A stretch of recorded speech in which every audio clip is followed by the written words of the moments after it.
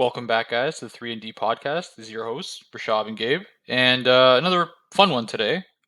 For as great as of a player LeBron James is career-wise, his achievements and stuff like that, we never really talk about, is LeBron James really a bad or a good leader? Now, I feel like this one can go 50-50, but I want to see what your thoughts are. Do you think LeBron James is a bad leader? So leadership can be it can be sort of a double-edged sword. Like it can be interpreted different ways and everybody has different styles of leadership. But personally for me, I think that if we're asking the question from the sense of how well does he do leading his troops and like would you want to be a player on LeBron's team because you like his leadership style? Honestly, I'd say no. I'd say he doesn't do a great job because one there's a it's a sort of a multi-factored equation, and I'll say it from this perspective. I think a lot there's a lot that can be said about your leadership from how you handle adversity. And this has come up this season where LeBron, like, especially as the Lakers are losing and they're really struggling and they're getting blown out in almost every game, you can visibly see LeBron starting to mope around. His body language really suffers. He starts to turn against his team rather than trying to rally his team. And I think that that has a huge negative impact on the team. And this isn't the first time in his career he's done this. So I would say he's not a great leader. And that might be going against popular belief given everything he's done. And he's played with some guys who are tough to play with, like Kyrie, and he's done a good job from that perspective. But he built those teams, and those teams were stacked in his favor. And as for that reason, it was a little bit easier. But once the going starts to get tough, you start to see LeBron quit. He did it in his first stint in Cleveland when they played Boston and he couldn't get ahead of them. He couldn't beat them. And you started to see him quit on the team. He was sort of accused of quitting on his team. He wouldn't be as committed. He in those playoff series towards the end, he stopped shooting. You could see there was a lack of effort. It was sort of visible, like on TV. If you watch it on TV, you heard the media talking about it. He quit on that team.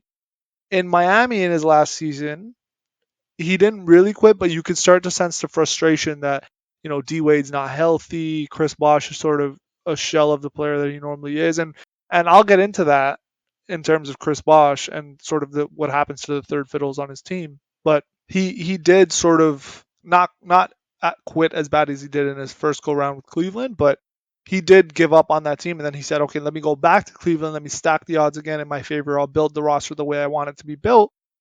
And then Kyrie left, and then I would say that second stint with Cleveland, we didn't see him quit. He actually tried all the way through. He gave it his all.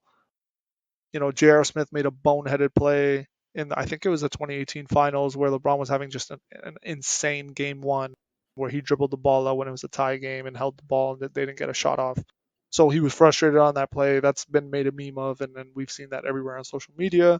But I want to get into two things with LeBron specifically.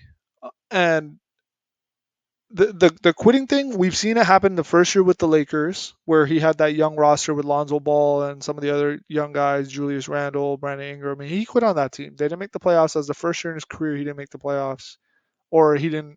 No, the first year since his rookie season, I think that he didn't make the playoffs, and he quit on that team, and he voiced his opinion for wanting AD and getting some of his own guys traded, and that makes it uncomfortable. That's not good leadership. That's a bad locker room environment to be a part of. And then now he's doing it again this year where the roster sucks and part of it is his own fault. I'm sure he signed off on some of these trades and some of these guys that they're signing and the team sucks and he's quitting on the team. He looks visibly frustrated in games. So that's one thing. The quitting thing, that's bad leadership. The second thing I want to talk about is what he does to players who play with him in his entire career. And this is part of leadership. I think being a good leader is propelling people around you and allowing them to be helping them grow and become the best version of themselves that they can be. LeBron does the opposite.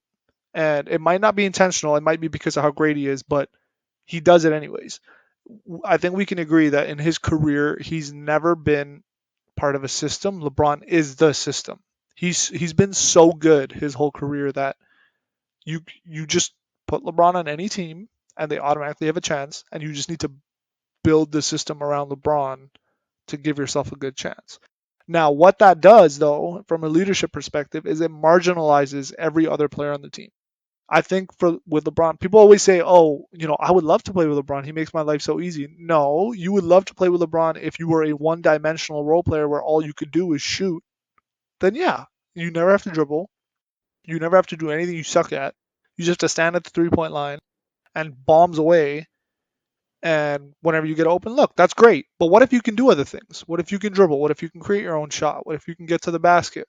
What if you want to get to the basket? What if you want to play in the paint? You can't do any of those things with LeBron because he's not going to let you. So he's better at it than you are, and it makes more sense for the team to let him do it than to let you do it. So, as for anyone who's not a one-dimensional player, it's not a good thing to play with LeBron. You're gonna sort of be pigeonholed and boxed into a specific role that you may be more than capable of doing and more than capable of fulfilling, but you're also not going to be able to showcase what else you can do. And we've seen that over his career in terms of all the guys who've played third fiddle on his team. Kevin Love, Chris Bosh, anyone who's played third fiddle has always had to give up, sacrifice a ton.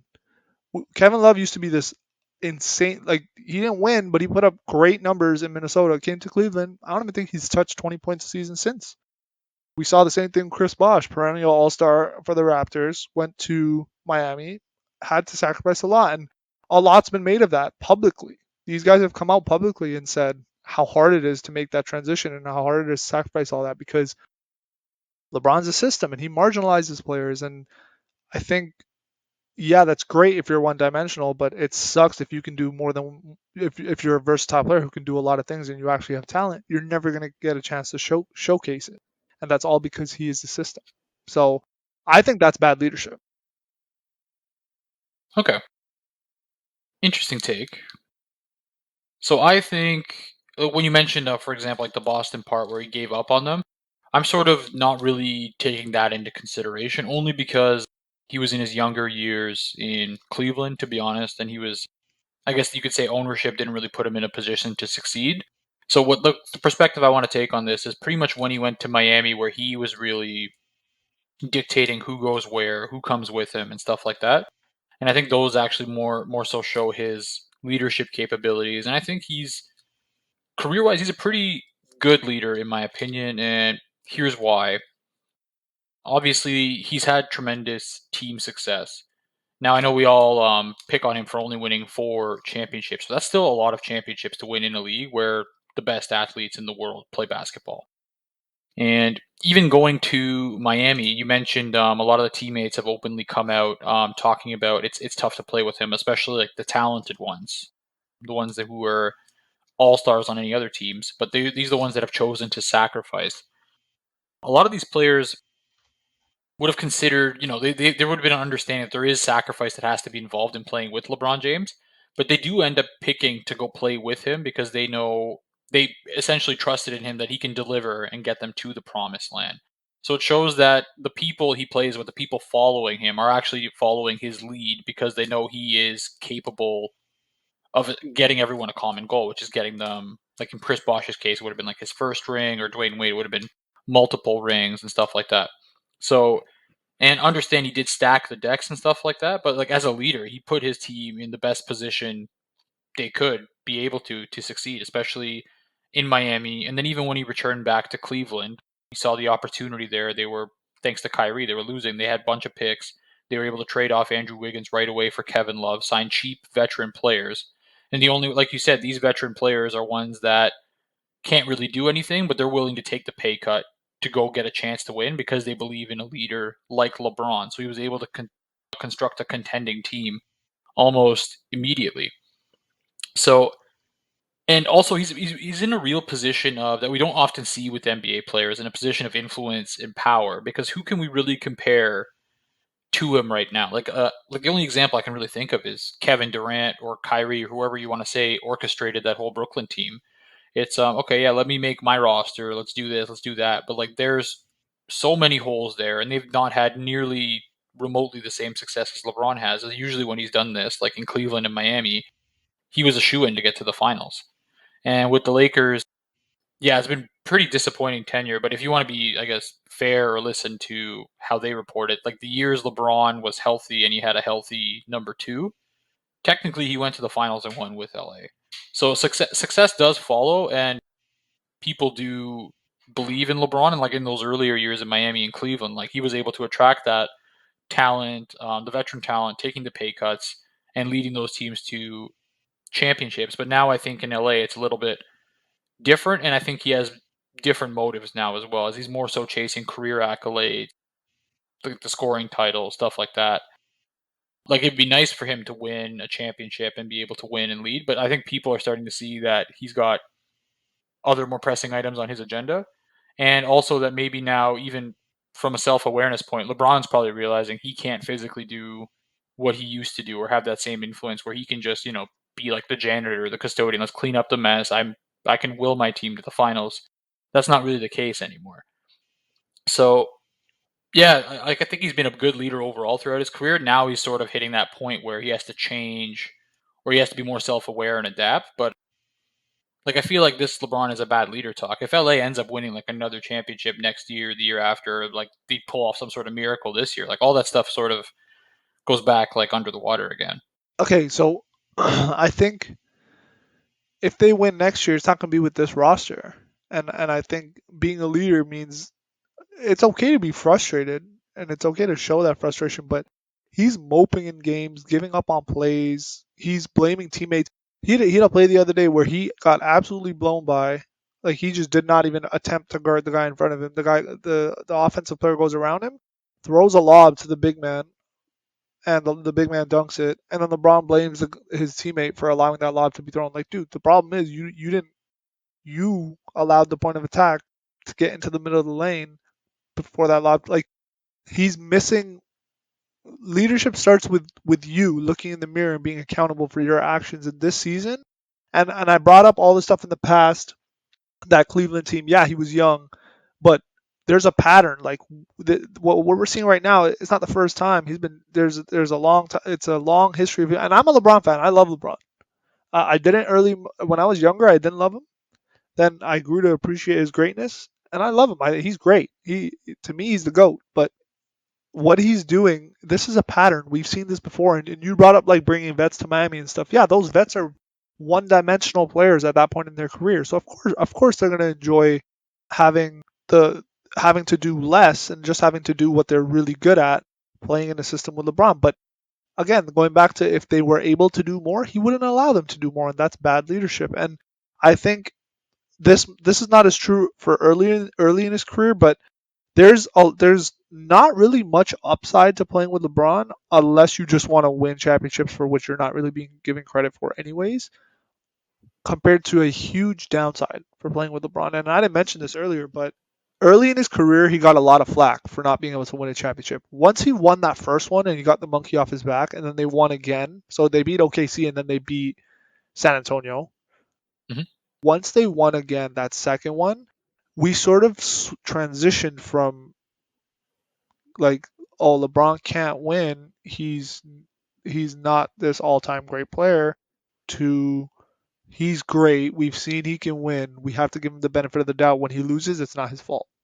So the narrative somewhere switched along that path, and now it became well when he lost to San Antonio that after beating them when he lost to them that second year. Oh, but Dwayne Wade's injured. Oh, the team's washed. Oh, the team sucks. LeBron did his part. Then he goes to Cleveland. Oh, LeBron did his part again. They came back and won 3-1. That was all LeBron, unanimous MVP, unanimous Finals MVP.